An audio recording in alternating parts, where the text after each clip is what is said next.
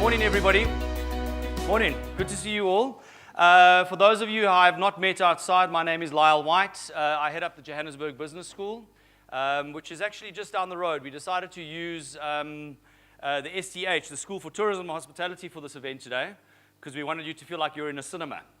Okay, first joke. You must always laugh at all the jokes as we start off. Okay, so just to welcome you here to UJ's Bunting campus. UJ, as you know, is spread across the Gauteng area, one of the largest contact universities in the country, and we're very proud to announce that we have launched a business school within the College of Business and Economics at the University of Johannesburg, and that happened all about 18 months ago. But today is one of our big events, and I've been given a long list of things from Liesl, who is your host and organizer today, of things that I must mention about the business school and forthcoming program. So I am going to mention those because this is our PR moment. Before I go into an introduction of today's event. The first one is, she says here, what is JBS? I've just gone through that, the Johannesburg Business School. Oh, and I must mention that we will be kicking our MBA off at the start of 2020. And it's going to be something very, very different, very exciting. So watch this space. I'm not going to give it all away at this particular session. Some of the upcoming events and programs. I think the most exciting one when it comes to mind is the program that we call the WELA program, the Women in Entrepreneurship and Leadership in Africa. We are partnering with SEEBS for that. SEEBS is the China European International Business School. It's a top 5 globally recognized business school with a campus in Beijing, a campus in Ghana, and another campus, I believe, or a satellite campus in Europe. We're partnering with them mostly around the Pan-African outlook, but also very much in positioning women in leadership and in entrepreneurship, and that involves an immersion to Alibaba in China, and there's a whole lot around that. If you want more information, please have a look at our website or email me, drop me an email, and I'll send you more information on that. At the JBS, we're also running a whole range of master programs. They're short master classes that span between half a day and a full day. I ran one a few weeks ago. I see some of you are in the audience, so you'll recognize a few of the slides that I shared with you around the trends and outlook for Africa. But I ran one around a first look at strategizing in Africa, and that's the type of thing. It's just a kind of a little hors d'oeuvre before we get into more substantive executive programs, etc. There's a number of other executive programs that you can look up on our website, and we are looking very much at important aspects of innovation, the fourth industrial revolution, but also very importantly the impact of business and the collective impact around what we are doing as a business school, but also how we position ourselves to work with and really service the business community towards a broader impact. It's really that's a foundational principle of ours at the Johannesburg Business School.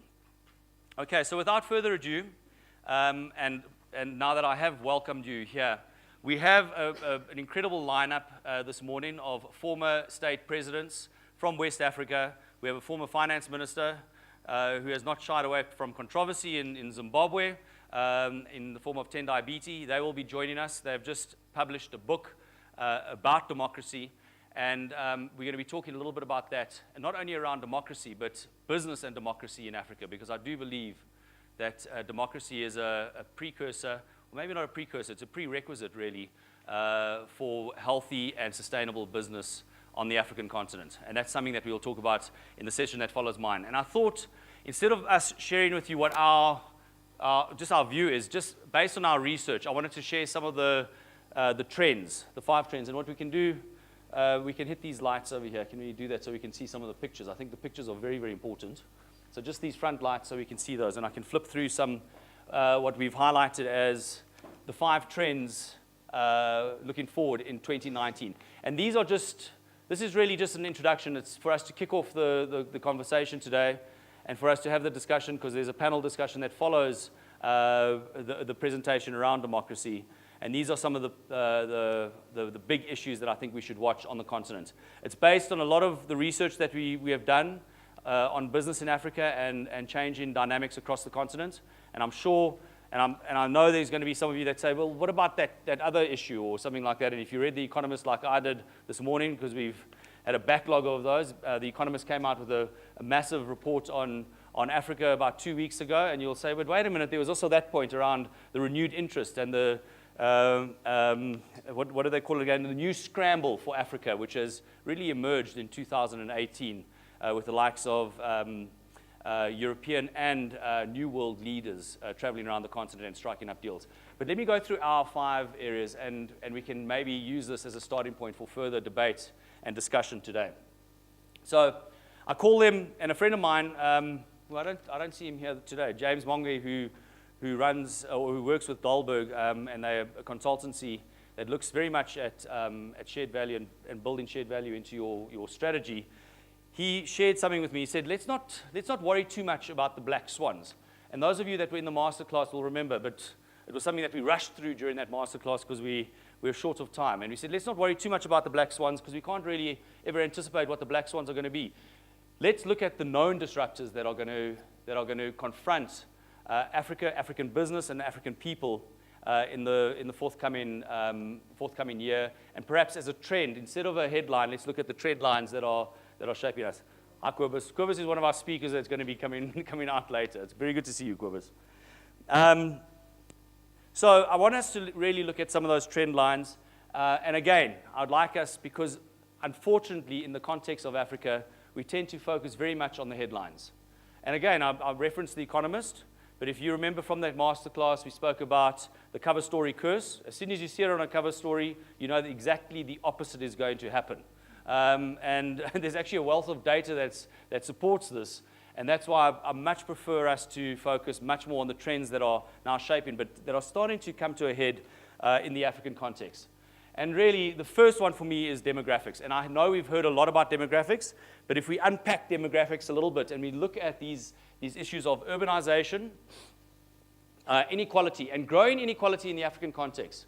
You know, this whole Africa Rising narrative that we heard about between 2002 and 2012, that has translated very much so in many African countries, especially the most populous ones, as yawning inequality. And it's a major concern for me at the moment because, as we know, this does disrupt a number of socio-political areas of the landscape. And then informality. And what I mean by that is most of the countries across Africa, of the 54 countries, way more than 50% of their economies are dominated by informal markets. Informality in employment and informality in the customer interaction. And a lot of you I know are working on these issues, and you often use South Africa as a kind of a proxy for this. Believe me, we are very formal when you start traveling around the continent, as many of you know. So those are just some of the issues, and I'm going to just unpack 1 or 2 of them. Let's look at this here. So in terms of this, and this is just global data that I've picked out of the World Bank. And in the next 50 years, and I say these are trends now for 2019, but I don't want us to look at just this gap in the window, if you like. Let's look at how in 2019 this is going to be part of the outlook for the next 50 years or so. But by 2100, Nigeria is going to be the 3rd largest country by population in the world, just behind India and China. It's very, very interesting. Their growth rates at the moment are incredible. And just to give you another little takeaway number, in countries like Nigeria, and this year, by the way, this year in 2019, the 200th million citizen will be born in Nigeria. 200 million people. And then the other populous country or highly populated country in Africa is obviously Ethiopia, where we have about 100 million people or perhaps more. And of that, over 70% of both those countries, over 70% of that population is below or under the age of 30 years old. Tunji, you're making quite an appearance here. We've just been talking about Nigeria, and thank you very much for that. I'm glad that we finished on the Nigerian topic because Mr. Nigeria has just walked in now, so I'm sure you'll contest some of these issues. So that's a very, very important point just in terms of the demographics and the growth rates of those.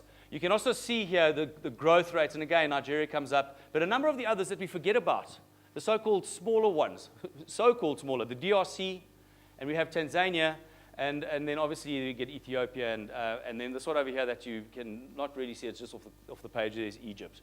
But we'll talk a little bit more about demographics as we go on for the day. This is just an indication that by 2030, Africa will be an urban continent. More people will be living in urban centers than in rural parts.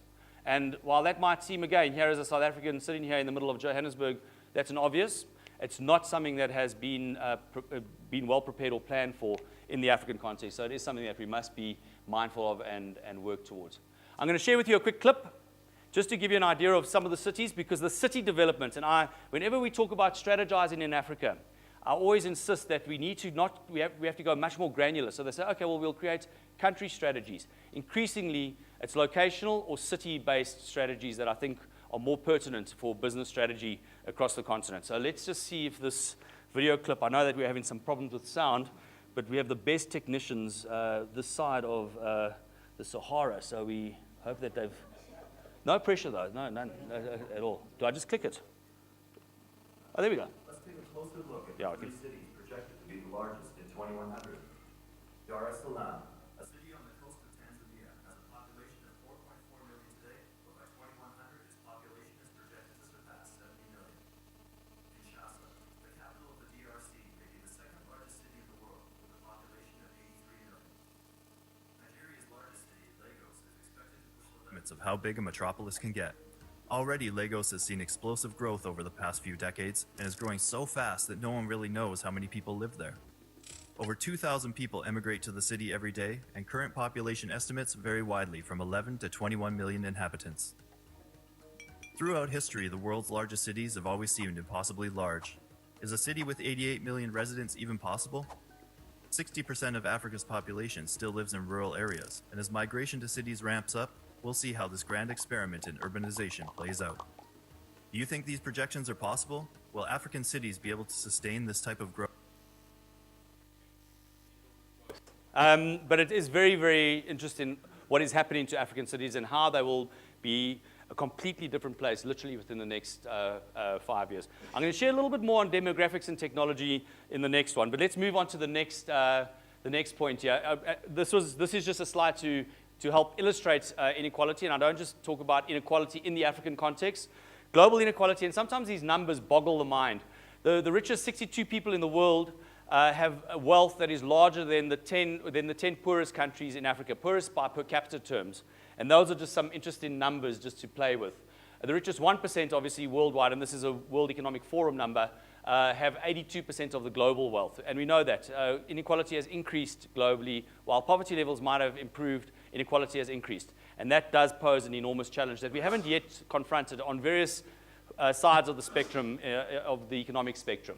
And we can talk a little bit about that because Africa has a very particular type of inequality that we haven't really localized in our analysis and our solutions to the inequality or the scourge of inequality on the continent. And it's something that I'd really like us to get into a little bit more at some stage.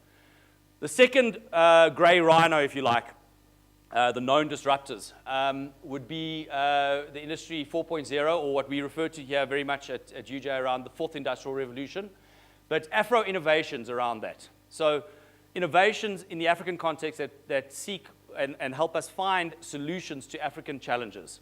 And I think that's going to be it's starting to turn things quite dramatically across the continent as we adopt things like cashless transactions, which seems to be very culturally or sub-regionally defined, and increasingly we'll see that across the African continent. But there's others that are sometimes not as obvious in terms of technology, but they're still very innovative in themselves. But things like big data.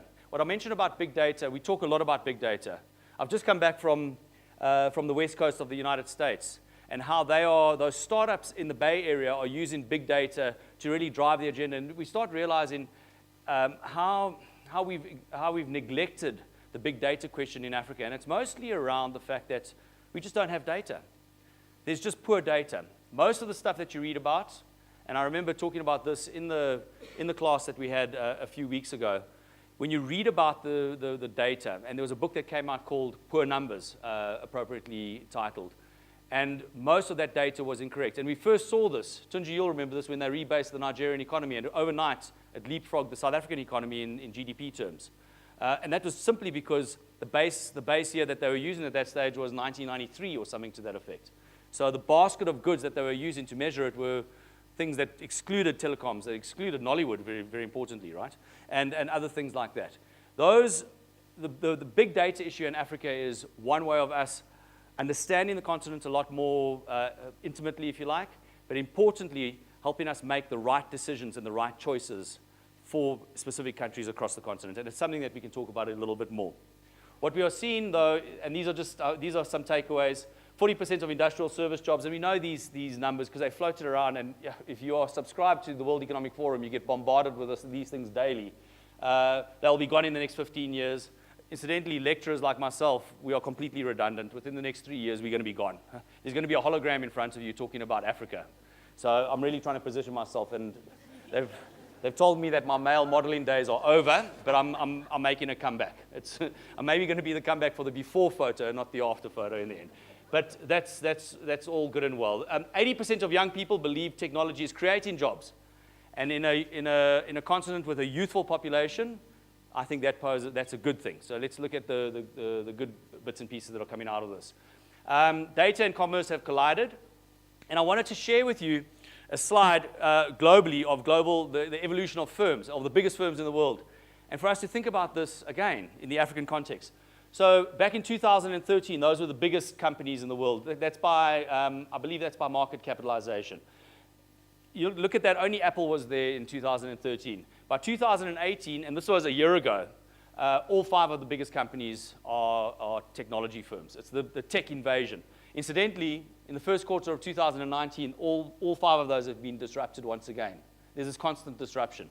And Apple's no longer the biggest. I think it's back to Microsoft and the likes of those. Very, very interesting dynamic with that. And what we see now is, if this was an African slide, what would that look like? 5, 10 years ago compared to now. And it's a very, very interesting one. And I would also suggest that we look at the brands, which are the biggest brands on the African continent. And we're going to go into that in a second, just with those there. How are you, Robin? Good. It's good to see you. Okay, we'll be ready for you in a minute. Okay, so those are just the global tech firms that are coming through. And again, ask yourselves, you might say, well, is Sasol there? The other interesting thing is the dual listing of companies increasingly for them. And I saw this morning that Naspers are going to be listed on the Dutch exchange. It's a very, very interesting move and a very interesting dynamic. And I'd like us to maybe explore that to some detail again. What we are seeing in Africa, and this is something that has gone amiss, and this is something that we are really looking at strategically within the university, is this convergence of demographics and technology. Africa is placed, or is perfectly placed, to play out a new story of where demographics meets technology, and that is why 2019 is so pertinent to us. What is it? I just wanted to share some of these numbers because I was pulling them off, and I know it's a very heavily loaded slide, this. But these are some of the numbers that I find incredible. You know, there's over 1 billion people living in Africa right now. But we see that we have more than 1 billion SIM connections. We have 80% penetration, which is huge. So this is a mobile revolution that's taking place, which many of you know about already. Most people in Africa, when they access the internet now, and when I say most, it's not just 50%, it's about 80% of people that access the internet will all access that off their mobile phones. When people used to tell me this 5 or 6 years ago, when I used to spend more time outside of South Africa, wandering around the continent like the Incredible Hulk, really, people would say, yeah, there's this mobile revolution. I used to see everybody on their Nokia phones. I said, no, nonsense. And this is the new development. Just in the last 3 years or so, 3 to 5 years, we have 500 million smartphones. You know that just 10 years ago, less than 10 years ago, 5 years ago on the continent, there were no smartphones. Nothing. And now there's 500 million smartphones. And that is indicative of dramatic changes. We've seen as well, obviously 80% total connections is through mobile connectedness. This thing here bothers me enormously. The cost of data. The cost of data in Africa has come down dramatically. But what is concerning is how diverse or how different it is between one country to the next. In South Africa, for 1 gig of data, you pay $10. In Kenya, for that same gig of data, you're paying $1.20. So who are going to be the quick adopters? Which Africans from which countries are being enabled better than those here in South Africa? Obviously, we have incredible infrastructure, but the cost of the data is stifling for most South Africans, especially because of, again, the inequality issue. Cryptocurrencies and different forms of payment, they're changing the terms of trade. We know about M-Pesa. Incidentally, when I was talking about brands, 2 or 3 years ago, M-Pesa was the biggest brand in Africa. Interesting. It's the cashless transaction for those of you that are not familiar with that. Obviously, we've seen a paradigm shift in the view of money, software models, automation, and innovative solutions for Africa, geared for Africa. But it's not just about those solutions, it's about policy. And it's about how we created institutions to enable this. This comes from an index called the Global Innovation Index, another one of these indices. But what is interesting for us to look at here is how the policy environment in Africa is not allowing African entrepreneurs and innovators to flourish. We always talk about, and I see some people in the audience that we're working with on innovative solutions. And we talk about how in Africa we have the greatest innovators and entrepreneurs. But it's the stifling environment around policy and institutions that are not allowing them to emerge. And you can see that with South Africa being the most innovative environment. But here we go. I know it's a little bit dull, this picture. But Africa is 7th in terms of regions. The United States is number 1. Here we have Asia being number 3, and then Europe being number 2. So it's still all traditionals that are leading the way in terms of policy. It's going to be interesting now with the European Union and around the Protection Act that we should probably watch some of those, apart from just being bombarded with Brexit constantly. So it's going to be an interesting development. The third grey rhino, the third of our big disruptors and the thing that we must watch this year. A lot of people say to me, what do I think of the Trans-African free trade agreement that has been signed? And there's a number of countries that have held off. Notably, the countries that are a little bit skeptical about them are South Africa and Nigeria, 2 countries that make up nearly half of the GDP of the entire continent. A little bit concerning. Yes, they've now voiced their support for this, but FTAs or regional trade agreements and free trade must go beyond rhetoric. It has to be tangible exchanges between borders. We need to see the movement of goods, services, people, information between borders, free movement of borders, visas, etc. It's more difficult for us to travel around the continent, as most of you know, than it is to travel anywhere else in the world. And this is another major issue. If we do not help, or if we do not fix our borders, and we do not make it easier and cheaper for Africans to visit other African countries, we will not see the whole Africa Rising narrative. It's a big issue. The movements of people are the biggest driver of economic integration of anything. Think about it. You're going to go to a country, you're going to like it, you're going to say, I'll study in that country. Oh, okay. Later on, I'll bring my family there. Oh, okay, I'll invest in that country. That's simply how it works. It doesn't lie. Your eyes on the ground and looking at the place and visiting the places do not lie. And that's the big driver of regional integration. So that's a very big issue, and it's starting to come about with a lot more countries like Ethiopia pushing for visa-free entries. Obviously, there's a number of other issues. Even South Africa now, we don't have to have an unabridged birth certificate to travel, which is amazing. You know, it's amazing. Let's not really get into that one. That's a little rabbit hole that we won't get out of. Okay. Obviously, with this comes infrastructure. This map here charts out electricity, which you can't really see, but the dark colors are the countries that have literally, the very dark ones, are greater than 75% of the population without electricity. What was interesting when I was looking at these numbers, in Nigeria and Ethiopia, in Nigeria you have 93 million people without electricity. And in Ethiopia you have over 70 million people without electricity. This is a very, very big issue. I noticed that South Africa, I don't know what this blank part is here, but maybe it's because there's no data available, because we know that we know that we are in darkness at the moment, and it's something that we joke about, but it has a major impact. I see they're starting to bring out numbers now I think it's going to shave off 3 percentage points off our GDP just this last period of load shedding. So it's going to have a direct impact on our economic performance. The fourth grey rhino out of the 5, or the fourth disruptor for me, is going to be the emergence of African multinationals. You'll see there we have the known ones, you know, the likes of Dangote, which is the largest conglomerate really on the African continent, even though most of it is in Nigeria, and that's depleted its market capitalization, or its market, the size of that company. It is still the largest, which many South Africans don't realize, by the way. It's a very, very interesting. It's a very interesting point that these others are interesting because they are going to be disrupting some of these. The likes of Jumia, which is looking for listing now outside of off the African continent. We have some of the FMCG players which are re-entering a lot of the African markets, which is going to be quite interesting. The likes of Tiger, AVI I see is struggling quite a lot, but the likes of Distel, which are purchasing businesses across East Africa, very, very interesting strategies. Obviously, I've left Nakumatt in there. Those of you that know the story, how the mighty have fallen. Nakumatt still does exist. It was the largest retailer in East Africa up until about 2 years ago. Today, there's about 2 or 3 outlets in Kenya. They're completely derailed just in the last 18 months. Quite a phenomenal story, but they are still there. They claim they're going to be making a comeback. I'm not really that sure. But what is interesting is, as Nakumatt fall away, suddenly Carrefour in Kenya have got about 4 or 5 outlets which were never there before. And it's very, very interesting how they are seeing the opportunities. So what we're having is the rise of the African multinationals alongside or with these others that have been here. You know, Unilever and Indo Foods, many people believe those are actually African companies because they've been there since time began. Indo Foods, incidentally, they're the guys that make those little noodles in Nigeria. It's probably the most consumed item.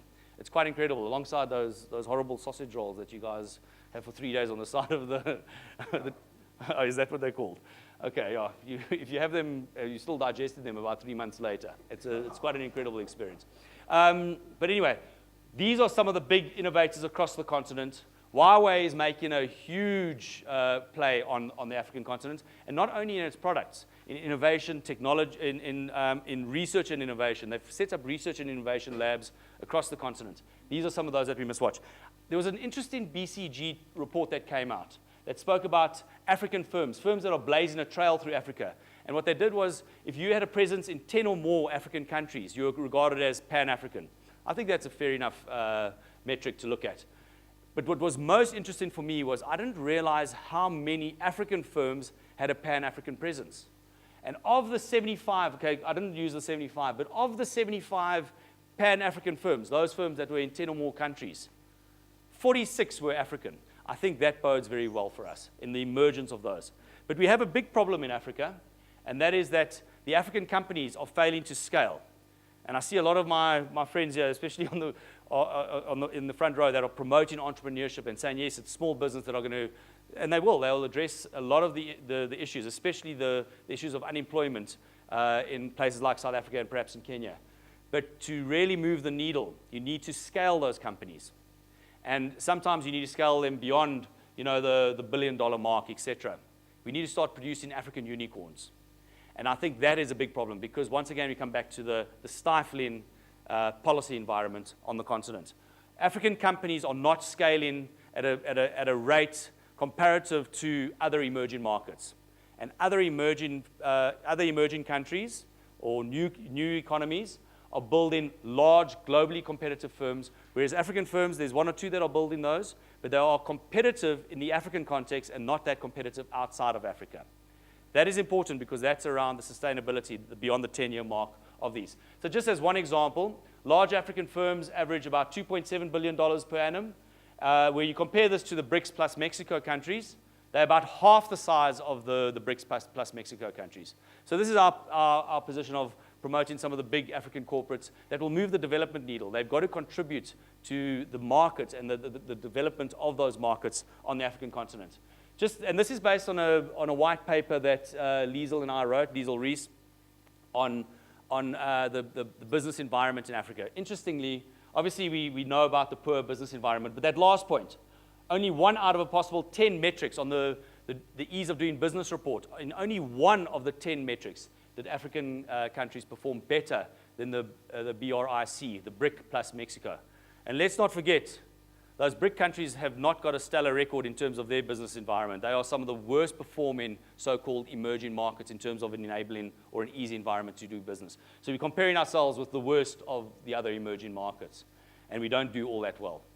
This, this is an important issue because this is something that we can easily rectify. This is something we can do something about. It's not an issue of poor education or faltering infrastructure per se. It's something that we can actually just focus on in terms of creating an enabling environment, and it can be changed over a very, very short period of time. Africa needs to increase its share of large firms to improve its overall growth.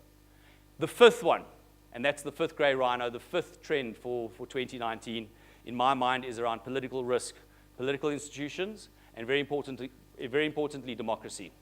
Democracy, in my mind, is essential for healthy and sustainable business. But we are seeing old presidents, yeah, sure, some of them have changed, but maybe they've just changed at the top and they haven't changed the actual institutions that they have governed below them. We are seeing dated politics, dated politics. The politics is not keeping pace with what is going on in the countries that they govern in. Hybrid regimes are those regimes, for those of you that are perhaps not students of political studies or democracy, hybrid regimes are those that call themselves democracies because, yes, they have an election. Venezuela comes to mind. They had an election. Nobody contested it, so look at Venezuela today. They have an election. We think of East African countries right now. Uganda, Rwanda, hybrid regimes. They are not democracies. They are presenting themselves as democracies. And then obviously populism. Rise in populism and the role of populism is a growing trend across the globe at the moment. Across Latin America, and it's not only a left-leaning orientation any longer. We've seen right-wing and left-wing populists coming through. In Africa, we are not exempt from that. Tanzania is just one case in question. There are others that are emerging, and some of those hybrid regimes are now morphing into a more populist type of a regime, which, as they're starting to lose traction on the ground, as they're starting to lose popular support on the ground. In 2019, the reason why democracy and politics for me this is the big issue for 2019. We have 20 elections this year across the continent.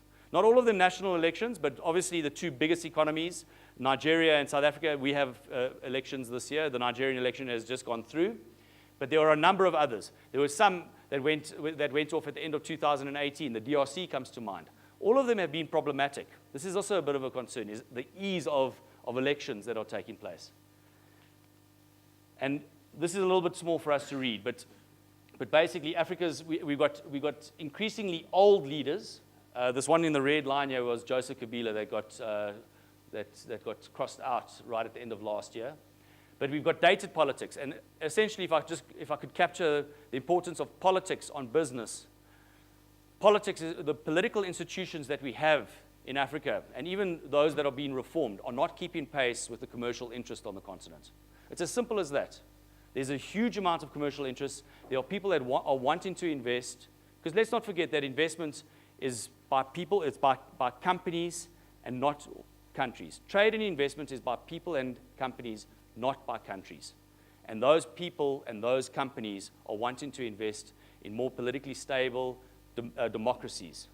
Democracy now, and the data shows there's a lot of empirical evidence around this. Democracies yield higher levels of investment and trade and integration with the rest of the world. And that is very important. Just one quick interesting little number here. This was a chart or a table that we put together.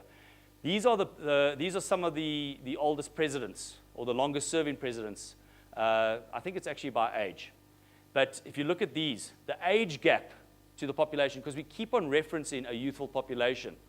It's almost useless having a youthful population when you have a president where the age gap is 65, nearly 66 years old with the rest of the population.